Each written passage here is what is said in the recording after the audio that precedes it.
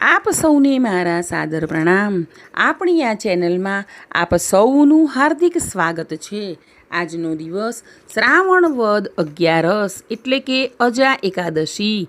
આજે આપણે શિવ મહાપુરાણ ભાગ 4 કોટી રુદ્ર સંહિતામાં શિવલિંગ વિશે જાણકારીમાં તેમની પૂજન વિધિ, પાર્થિવ પ્રતિમાનું પૂજન, પાર્થિવ લિંગનો મહિમા, પાર્થિવ લિંગની સંખ્યા અને તેનું ફળ, મંત્ર જાપનું મહત્ત્વ, શિવ પંચાક્ષર મંત્ર, નિત્યકર્મ, અગ્નિકાર્ય, નૈમિત્તિક વિધિક્રમ, સિદ્ધિદાયક કર્મ, શિવલિંગના 5 પ્રકાર અને બિલીપત્રનો મહિમા, આ દરેક વિશે વાત કરીશું. શ્રી ગણેશાય નમઃ. શ્રી શિવાય નમસ્તોભ્યમ. સૌપ્રથમ શિવલિંગ વિશે જાણકારી અને તેમની પૂજન વિધિ જોઈશું. શૌનકજીએ પૂછ્યું, હે સૂતજી, પ્રભુ સદાશિવના લિંગની સ્થાપના કઈ રીતે કરવી, તેના લક્ષણો શા છે, તેનું પૂજન કઈ રીતે કરવું, કયા દેશમાં અને કયા કાળમાં કઈ રીતે કરવું, તેની સમજૂતી આપો. સૂતજીએ કહ્યું, હે મુનિઓ, લિંગની સ્થાપના યોગ્ય સમયે, પવિત્ર, મંગલ અને જ્યાં પૂજન થઈ શકે તેવા સ્વચ્છ સ્થળે કરવાની હોય છે. લિંગ બનાવવા માટે પથ્થર, ધાતુ અથવા ઉત્તમ માટીનો ઉપયોગ કરાય. ચરલિંગ હોય તો નાનું અને એકાદ આંગળ જેટલું રાખવું. જ્યારે અચરલિંગ કરવું હોય તો લિંગનું માપ 12 આંગળ જેટલું રાખવું યોગ્ય ગણાય. સદાશિવની પૂજા ષોડશોપચાર વિધિથી એટલે કે આહવાન, આસન, અર્ધ્ય, પાદ્ય, આચમન, સ્નાન, ગંધ, વસ્ત્ર, ધૂપ, પુષ્પ, દીપ, નૈવેદ્ય, આરતી, પાનબીડું, નમસ્કાર અને વિસર્જન એમ 16 પ્રકારથી પૂજન કરવું. આમ કરવાથી શિવપદ પ્રાપ્ત થઈ શકે. પૂજન બાદ પ્રતિદિન રોજ 10,000 જાપ કરવા. જો ન બની શકે તો સવાર સાંજ મળીને 1,000 જેટલા જપ તો કરવા જ જોઈએ અને તેમાં હોઠ ફફડે પણ ઉચ્ચાર સંભળાય નહીં તે રીતે જપ કરવા. પ્રભુ સદાશિવે કહ્યું છે કે ઓમ નમઃ શિવાયનો જપ કરવો, જેથી ઉત્તમ ફળ પ્રાપ્ત થઈ શકે છે. ભગવાન સદાશિવે પૃથ્વી પર વસવાટ કરતા લોકોના મોક્ષ માટે અને મંગલ પવિત્ર શિવક્ષેત્રો રચેલા છે. સરસ્વતી જે 8 મુખવાળી છે તેના તટે વાસ કરવાથી બ્રહ્મપદ પ્રાપ્ત થાય છે. 100 મુખવાળી ગંગા નદીના કાંઠે વસેલું કાશી, જ્યાં પવિત્ર તીર્થો આવેલા છે. 10 મુખવાળી શૌણભદ્ર, 24 મુખવાળી નર્મદા, 12 મુખવાળી કૃષ્ણાવણી, 10 મુખવાળી તુંગભદ્રા, 9 મુખવાળી સુવર્ણમુખરી, 27 મુખવાળી કાવેરી વગેરે નદીઓ પવિત્ર ગણાય છે અને તેના પવિત્ર તટે ઘણા તીર્થ સ્થળો આવેલા છે. તે બધા સદાશિવના પવિત્ર તીર્થક્ષેત્રો છે. હવે આપણે જોઈશું પાર્થિવ પ્રતિમાનું પૂજન. પછી મુનિઓએ ભગવાન સદાશિવની પાર્થિવ પ્રતિમાની પૂજન વિધિ જાણવાની ઈચ્છા વ્યક્ત કરી. સૂતજી બોલ્યા, હે બ્રાહ્મણો, તળાવ, નદી કે કૂવાના જળની અંદરની માટી લાવી તેને સુગંધીદાર દ્રવ્યોથી પવિત્ર બનાવી તેમજ દૂધ થકી ભીંજવીને પાર્થિવ પ્રતિમા બનાવવી. પ્રતિમાને દરેક અંગ, પ્રત્યંગ તેમજ આયુધયુક્ત બનાવવી. ત્યારબાદ સુંદર મંડપ બનાવી આદરપૂર્વક પ્રતિમાની સ્થાપના કરી તેનું ષોડશોપચારથી પૂજન કરવું. જેના પુષ્પ થકી પ્રોક્ષણ અને મંત્ર થકી અભિષેક કલ્પવા. અભિષેકથી આત્માની શુદ્ધિ થાય, ગંધથી પુણ્ય મેળવાય, નૈવેદ્યથી આયુષ્ય અને તૃપ્તિ મળે, ધૂપ કરવાથી ધન મળે, દીવાના પ્રાગટ્યથી જ્ઞાન અને પાનબીડાથી ભોગ મેળવાય છે. ભગવાન સદાશિવની શ્રદ્ધાભાવથી ભક્તિ અર્ચન કરવાથી તે પ્રસન્ન થાય છે, તેમની દયા ઉતરે છે, મનોકામના સિદ્ધ થાય છે. સદાશિવની ભક્તિપૂર્વક પૂજા કરવાથી મોક્ષ મળે છે.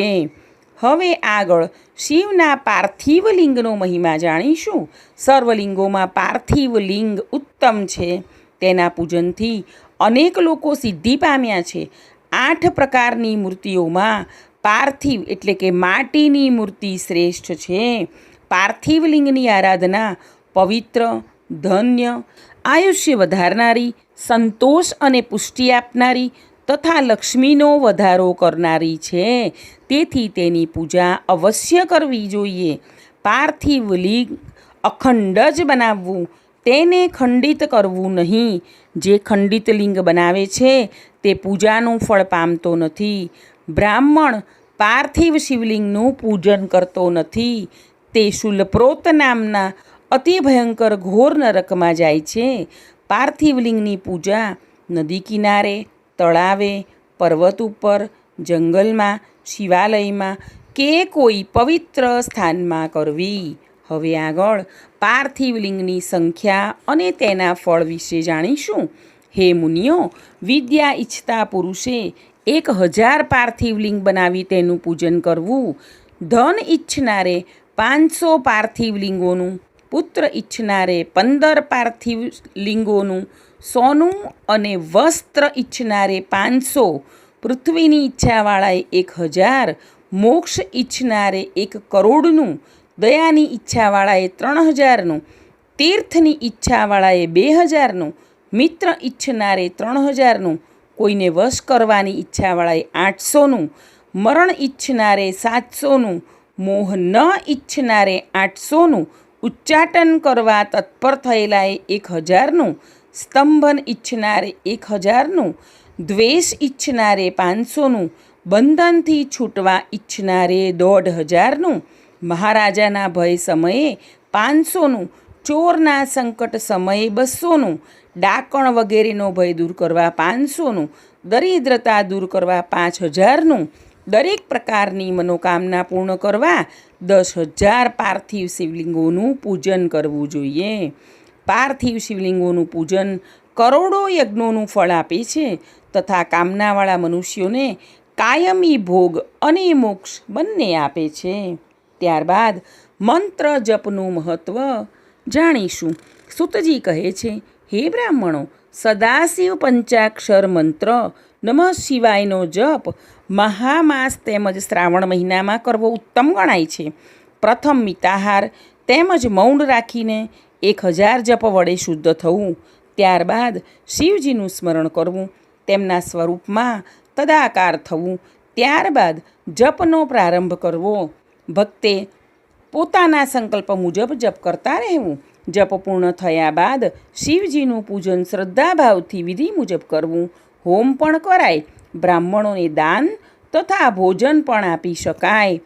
જપ, તપ, દાન અને ધ્યાન દ્વારા પવિત્ર બનેલો મનુષ્ય શિવનું દર્શન પામીને ધન્ય બને છે. એક દિવસ મારા પિતાશ્રી લોમહર્ષણના આશ્રમમાં વત્સમુનિનું આગમન થયું. તેઓ ત્યાં ચાતુર્માસ રહ્યા. તેમણે મને કહ્યું કે મંત્ર જપનો મહિમા અમાપ અને અનંત છે. આ માટે તેમણે એક દૃષ્ટાંત આપ્યું.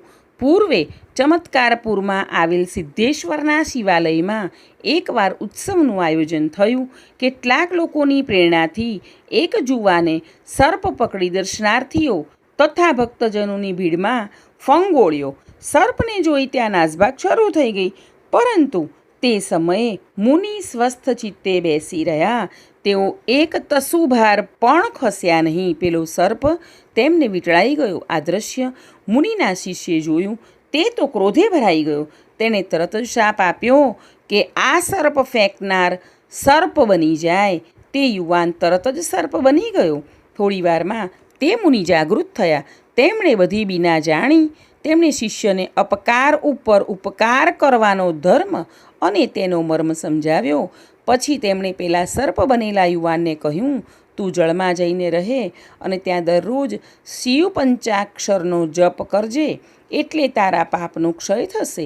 જ્યારે વત્સમુનિ તને લાઠી વડે ફટકારશે ત્યારે તું શાપમુક્ત બની પુનઃ દિવ્ય દેહ ધારણ કરી શિવલોકમાં જઈ શકીશ. દૈવયોગે હું ફરતો ફરતો વનમાંથી નદી તટે જઈ ચડ્યો. તાજેતરમાં જ મારી પત્નીને સર્પદંશ થયો હતો, એટલે સર્પ જોઈ મને ખૂબ ગુસ્સો આવ્યો ને મેં તરત જ સર્પને જોઈ લાઠી પ્રહાર શરૂ કર્યો. પરિણામે તે સર્પની જગ્યાએ તેજોમય દિવ્ય દેહધારી જુવાન આળસ મરડીને ઊભો થયો. હે મુનિઓ, એક મનુષ્ય ભક્તિભાવ અને શ્રદ્ધાથી દાન આપે અને બીજું પંચાક્ષરનો જપ કરે, બંનેનું ફળ સમાન ગણાય છે. કોઈ એક સર્વ તીર્થોમાં સ્નાન કરે, ચાંદ્રાયણ વગેરે વ્રત કરે, એક પંચાંગની તપ કરે, સર્વ સંગનો ત્યાગ કરી જ્ઞાનની પ્રાપ્તિ કરે, અથવા બીજો મંત્ર જપ કરે તો બંનેને સમાન ફળ મળે છે. આમ પંચાક્ષર મંત્રના જપનું ફળ ખૂબ જ છે. હવે આપણે શિવ પંચાક્ષર મંત્ર વિશે જાણીશું. વેદમાં અને શિવશાસ્ત્રમાં આ પંચાક્ષર અક્ષર ઓમ સાથે 6 અક્ષરનો કહ્યો છે. આ મંત્ર અર્થ ગંભીર, વેદના સારરૂપ અને મુક્તિદાયક છે. તે સાક્ષાત સદાશિવ સ્વરૂપ છે, તેથી સિદ્ધિ આપનાર છે. મંત્રો તો ઘણા છે, પરંતુ સદાશિવે રચેલા આ મહામંત્ર જેવો બીજો કોઈ મંત્ર નથી. શિવનું જ્ઞાન, શિવની સમજણ અને વિદ્યા છે તે પંચાક્ષર મંત્રનું ભાષ્ય છે. આ મંત્ર દિવ્ય, મનને નિર્મળ કરનાર, સર્વ મનોરથ પૂર્ણ કરનાર છે. તથા શિવ સ્વરૂપ સર્વજ્ઞ પરમાત્મા શિવે પ્રાણી માત્રના મનોરથની સિદ્ધિ માટે આ ઓમ નમઃ શિવાય મંત્ર કહ્યો છે. કોઈ પણ માણસ આ પંચાક્ષર મંત્રના જપમાં નિષ્ઠાવાળો, દયાળુ હોય તે પાપરૂપ વિટંબણામાંથી છૂટી જાય છે. હે દેવી, પૃથ્વી પર ભ્રષ્ટ થયેલ, દોષિત બનેલ દુઃખી, કષ્ટભર્યો માનવ મારો ભક્ત બનીને પંચાક્ષરી વિદ્યા દ્વારા સુખદાયી બને છે. આ મંત્રના ઋષિ વામદેવ છે, છંદ પંક્તિ છે અને હું તેનો દેવતા છું. ગૌતમ, અત્રિ, વિશ્વામિત્ર, અંગિરા અને ભારદ્વાજ આ 5 અક્ષરોના ઋષિઓ છે. ગાયત્રી, અનુષ્ટુપ, ત્રિષ્ટુપ, બૃહતિ અને વિરાટ એ 5 છંદો છે. ઇન્દ્ર, રુદ્ર, વિષ્ણુ, બ્રહ્મા તથા કાર્તિકેય એ 5 તેના દેવો છે. પૂર્વ, પશ્ચિમ, દક્ષિણ, ઉત્તર અને ઉર્ધ્વ એવા મારા 5 મુખો મંત્રના 5 વર્ણોના સ્થાને રહેલા છે. સાધકે સ્નાન કરી પવિત્ર પ્રદેશમાં સુંદર વ્યવસ્થિત આસન ગોઠવી ઉત્તરાભિમુખે અગર પૂર્વાભિમુખે બેસી હૃદયમાં શંકર તથા પાર્વતીનું ધ્યાન ધરવું. બાદ દેવગુરુને પ્રણામ કરવા, વંદન કરીને ન્યાસ વડે શરીરને પૂર્ણ કરવું. પ્રાણ અને અયાનને વશ કરી પછી પંચાક્ષર વિદ્યાનો જપ કરવો. ઘરમાં કરેલો જપ સામાન્ય, ગામના પાદરમાં કરેલો જપ 100 ગણો, ભવનમાં કરેલો જપ 1000 ગણો, પર્વત પર કરેલો જપ 10,000થી અધિક, નદી કિનારે, દેવાલયમાં કરેલ જપ અનેક ગણું ફળ આપનાર છે. પંચાક્ષર મંત્રનું એકાગ્રચિત્તે ચિંતન કે શ્રવણ કરનાર પાપમુક્ત થઈ પરમ ગતિને પામે છે. મંત્ર ગ્રહણ કરવા માટે શ્રેષ્ઠ સદાશિવ સંસ્કાર કરવા જોઈએ. પરિણામે માનવને પૂજા આદિમાં અધિકાર પ્રાપ્ત થાય છે. તે સંસ્કાર કહેવાય છે. તે સંસ્કારથી 6 માર્ગોનું પૂર્ણ શોધન થવાથી તે દીક્ષા પણ કહેવાય છે. શિવશાસ્ત્રમાં 3 પ્રકારની દીક્ષા ઉપદેશી છે. 1 શાંભવી, 2 શાક્તિ અને 3 માંત્રી. ગુરુના માત્ર દર્શનથી, સ્પર્શથી તથા સંભાષણથી કે વાર્તાલાપથી પ્રાણીને સંજ્ઞા, ઉત્તમ જ્ઞાન તત્કાળ થઈ જાય તે શાંભવી દીક્ષા કહેવાય. ગુરુ યોગ માર્ગે શિષ્યના દેહમાં પ્રવેશ કરી જ્ઞાન આપે તે જ્ઞાનયુક્ત દીક્ષા શાક્તિ કહેવાય છે.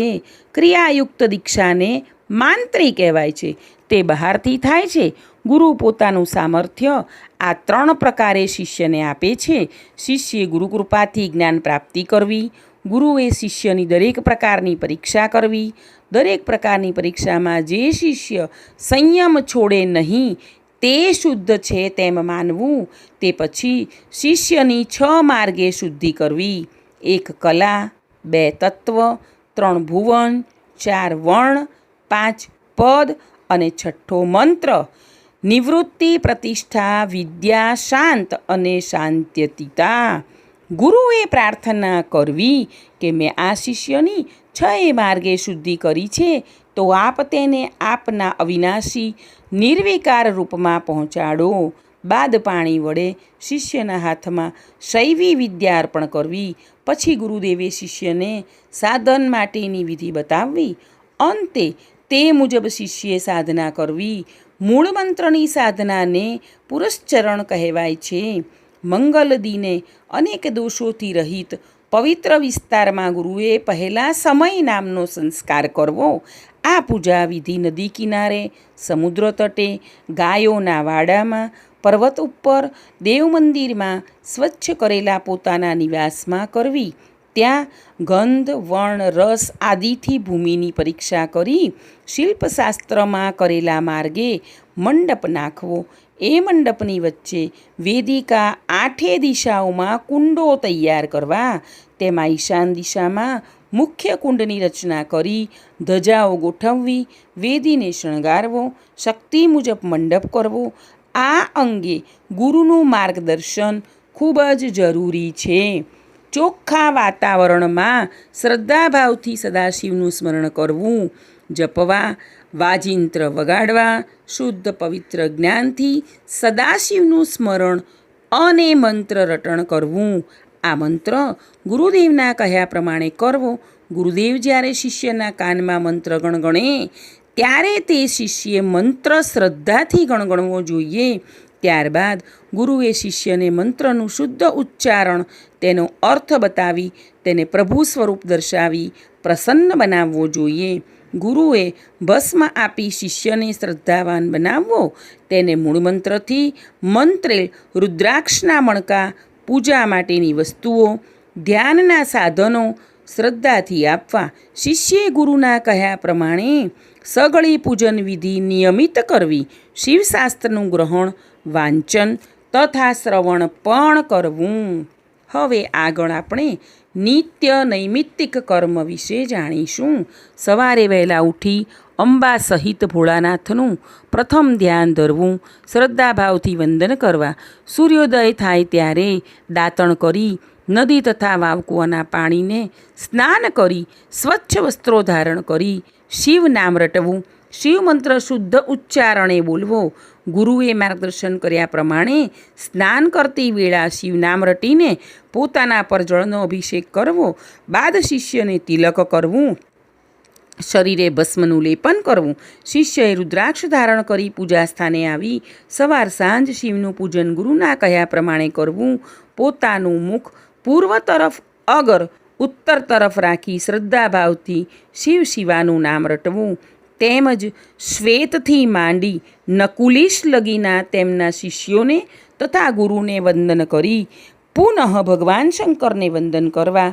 શિવ, મહેશ્વર, રુદ્ર, વિષ્ણુ, પિતામહ, સંસાર વૈદ્ય, સર્વજ્ઞ તથા પરમાત્મા એવા 8 નામોનો જાપ કરવો. હવે ત્યારબાદ આગળ અગ્નિ કાર્ય વિશે જાણીશું. કુંડમાં, સ્થંડિલ પર, વેદિકા પર, લોઢાના નવા વાસણમાં કે માટીના નવા પાત્રમાં વિધિ મુજબ અગ્નિનું સ્થાપન કરી તેનો સંસ્કાર કરી તેમાં મહાદેવનું આરાધન કરી હોમ કર્મ કરવું. કુંડ 2 હાથનો કે માત્ર 1 હાથનો કરવો.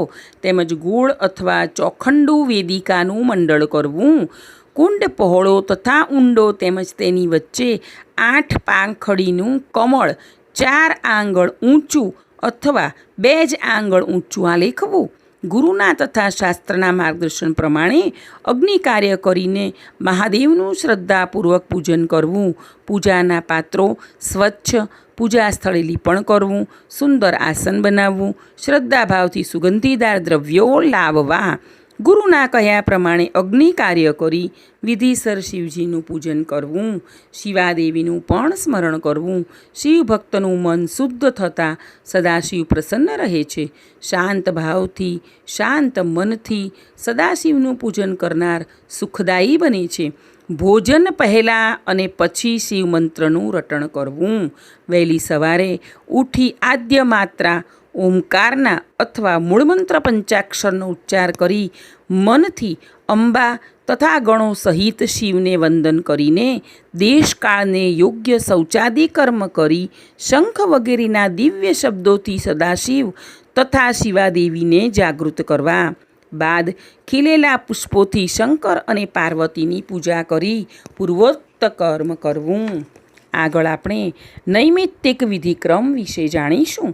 દર મહિનામાં બંને પખવાડિયે આઠમ, ચૌદશ તથા પૂનમ, કેયમાસના દિવસે તેમજ હર કોઈ પર્વના દિવસે અયન સમયે વિષુવ એટલે કે તુલા મેષ સંક્રાંતિ ટાણે તથા ગ્રહણ સમયે તો ખાસ મોટી પૂજા શક્તિ પ્રમાણે ચોક્કસ કરવી. મહિને યથાશક્તિ પ્રમાણે બૌદ્ધાઈને કહેલ વિધિ પ્રમાણે બ્રહ્મકુર્ચ એટલે કે પંચગવ્ય તૈયાર કરી તેનાથી સદાશિવને સ્નાન કરાવવું. ઉપવાસી રહી બાકી રહેલું નમણ પ્રસાદી રૂપે પીવું. પોષ મહિનામાં પુષ્ય નક્ષત્રમાં શિવનું નિરાજન કર્મ કરવું. માઘ માસમાં મઘા નક્ષત્રમાં સમયે ઘી તથા કમળો અર્પણ કરવા. ફાગણ મહિનામાં ઉત્તરા ફાલ્ગુની નક્ષત્રમાં અંત સમયે મોટો ઉત્સવ શરૂ કરવો. ચૈત્ર મહિનામાં ચિત્રા નક્ષત્રયુક્ત ચૈત્રી પૂનમે હિંડોળાનો ઉત્સવ કરવો. વૈશાખ પૂનમે વિશાખા નક્ષત્રમાં પુષ્પોનો મહાલય કરવો. જેઠ મહિનામાં મૂળ નામના નક્ષત્રે ઠંડો જળનો ઘડો સદાશિવને અર્પણ કરવો. આમ ગુરુના માર્ગદર્શન મુજબ નૈમિત્તિક વિધિક્રમ કરવાથી ભક્ત ઉપર સદૈવ શિવ કૃપા ઉતરે છે. ત્યારબાદ હવે આપણે આ લોકમાં સિદ્ધિદાયક કર્મ કયું છે તે વિશે જાણીશું. આ લોકમાં સિદ્ધિ આપનારું શ્રેષ્ઠ કર્મ હું તમને ટૂંકમાં કહું છું. મંત્રોના અર્થ જાણનારાઓમાં શ્રેષ્ઠ ઉત્તમ મનુષ્યો પ્રથમ મંત્રની બરાબર સાધના કરવી. જેણે મંત્ર સિદ્ધ કર્યો હોય તેવા વિદ્વાને પણ ઉતાવળે આ ઉત્તમ કર્મ કરવું નહીં. આ કર્મનું ફળ મેળવવા કર્મવીરે બ્રહ્મચર્ય પરાયણ રહેવું તેમજ રાત્રિના સમયે હવિષ્યાન્ન, ખીર કે ફળો ખાવા. હિંસા આદિ જે શાસ્ત્ર નિષિદ્ધ છે. હિંસા મનથી પણ કરવી નહીં. હંમેશા ભસ્મ વડે અંગ પર વિલેપન કરવું. ઉત્તમ વેશ ધારણ કરવો તથા મંગળ પવિત્ર રહેવું. શુભ કાળે જમીનને પવિત્ર કરી ગુરુના માર્ગદર્શન મુજબ શ્રેષ્ઠ કમળ આલેખી તેની રચના કરવી. વિધિઓની કલ્પના કરવી. સોનાનું કે સ્ફટિકનું શિવલિંગ વેદિકા સહિત વિધિપૂર્વક સ્થાપવું. અંબિકા તથા ગણો સહિત શિવજીનું પૂજન કરવું. તે સમયે લિંગમાં મૂર્તિમાન પ્રભુની માહેશ્વરી મૂર્તિ કલ્પવી. આ કર્મ શ્રદ્ધાભાવથી કરવાથી ભક્ત સુખદાયી બને છે. પૂજનમાં સુંદર પવિત્ર નૈવેદ્ય ધરાવવું. સુગંધીદાર ગુલાબનું જળ અર્પણ કરવું. સુંદર પવિત્ર વસ્ત્રો અલંકારો પણ યથાશક્તિ પ્રભુને ચડાવી શકાય. મૂળ મંત્રનો જપ છેલ્લામાં છેલ્લી 1,00,000 સંખ્યાએ કરવું. આમ પૂજા ઓછામાં ઓછી એકવાર અને વધારેમાં વધારે 3 વાર થવી જોઈએ. હોમ પણ દરેક દ્રવ્યની ઓછામાં ઓછી 10 સંખ્યાનો તથા વધારેમાં વધારે 100ની સંખ્યાનો થવો જોઈએ. આ કર્મ કરનાર મનુષ્યનો પ્રભાવ જાણીએ અજાણીએ કોઈ પણ જીવને સ્પર્શે તો સુખદાયી બને છે. હવે આગળ આપણે શિવલિંગના 5 પ્રકારો વિશે જાણીશું. શિવલિંગનું પૂજન મંગલ અને પવિત્ર છે. તેના 5 પ્રકારો છે. 1. સ્વયંભૂલિંગ, 2. બિંદુલિંગ, 3. સ્થાપિત લિંગ, 4. ચરલિંગ અને 5. ગુરુલિંગ. જેમ વૃક્ષનો અંકુર પૃથ્વીમાંથી આપોઆપ બહાર આવે છે તેમ સદાશિવ લિંગ સ્વરૂપે સ્વયંભૂ પ્રગટે છે. તેથી સ્વયંભૂલિંગ કહેવાય છે. પોતાના હાથે લખાયેલા યંત્રમાં અથવા કોઈ વસ્તુમાં શિવનું આહ્વાન કરી પૂજન કરવું તે બિંદુલિંગ કહેવાય છે. બ્રાહ્મણોએ, રાજવીઓએ તેમજ ધનિકોએ કુશળ કારીગર પાસે તૈયાર કરાવીને લિંગની મંત્ર થકી પ્રતિષ્ઠા કરાવી હોય તેને સ્થાપિત લિંગ કહેવાય છે. દેહના અંગો જેવા કે નાભી, નાકનું ટેરવું, શિખા, હૃદય વગેરેમાં આધ્યાત્મિક એટલે આત્મા સંબંધી લિંગની કલ્પના કરવામાં આવે તેને ચર લિંગ કહેવાય છે. ગુણોના વિકારોને દૂર કરે તે ગુરુ. તેથી વિદ્વાન પંડિતો ગુરુનું જે શરીર છે તે ગુરુલિંગ ગણાય છે. ગુરુની પૂજા કરવી એટલે શિવનું પૂજન કરવું. હવે આપણે આગળ જોઈશું બિલીપત્રનો મહિમા. સદાશિવના લિંગ પર બિલ્વપત્ર ચડાવવાથી સદાશિવ સદૈવ પ્રસન્ન રહે છે. તેમની કૃપા ભક્તો પર ઉતરે છે. બિલ્વની ઉત્પત્તિની કથા આ પ્રમાણે છે. એકવાર દેવી ગિરિજાના વિશાળ લાટ પર પરસેવાનું બિંદુ ઉપસ્યું. દેવીએ તેને લૂછીને જમીન ઉપર ફેંક્યું. તે પરસેવાના બુંદ વડે વિશાળ વૃક્ષ થયું. એક દિવસ ફરતા ફરતા દેવીએ તે ઘટાદાર વૃક્ષને જોયું. દેવીએ તે વૃક્ષનું નામ રાખ્યું બિલ્વ. બિલ્વના પાંદડા વડે ભગવાન શિવજીનું ભાવપૂર્ણ રીતે પૂજન કરાય છે. બિલ્વના ક્યારાને જળથી ભરપૂર રાખવો જોઈએ. વૃક્ષનું જતન કરવું, પૂજન કરવું, અર્ચન કરવું, આમ કરવું એટલે જ શિવ પૂજન. ત્યાં દીવો પણ પ્રગટાવાય. બિલ્વ વૃક્ષના મૂળમાં શિવ પાર્વતી, તેના થડમાં દેવી દાક્ષાયણી, શાખાઓમાં મહેશ્વરી, પત્રોમાં પાર્વતી, ફળમાં કાત્યાયની, છાલમાં ગૌરી અને પુષ્પમાં ઉમાદેવીનો વાસ રહેલો છે. તેના કાંટાઓમાં 9 કરોડ શક્તિઓનો ભંડાર છે. શિવલિંગ પર બિલ્વ ચડાવતી વખતે આ મંત્ર બોલીને બિલ્વ ચડાવવું જોઈએ. વળી તે અખંડ ત્રિદલ હોવું જોઈએ. ત્રિદલમ ત્રિગુણાકારમ ત્રિનેત્રમ ચ ત્રિયાયુતમ ત્રિજન્મ પાપ સંહારમ બિલ્વપત્રમ શિવાર્પણમ. આમ આજની તમામ કથાઓ અહીં પૂર્ણ થાય છે. ઉમાપતિ મહાદેવની જય. આગળની કથા સાંભળવા માટે આપણી આ ચેનલને લાઈક, શેર અને સબસ્ક્રાઈબ કરજો. આપ સૌ હંમેશા ખુશ રહો તેવી પ્રભુ પાસે પ્રાર્થના.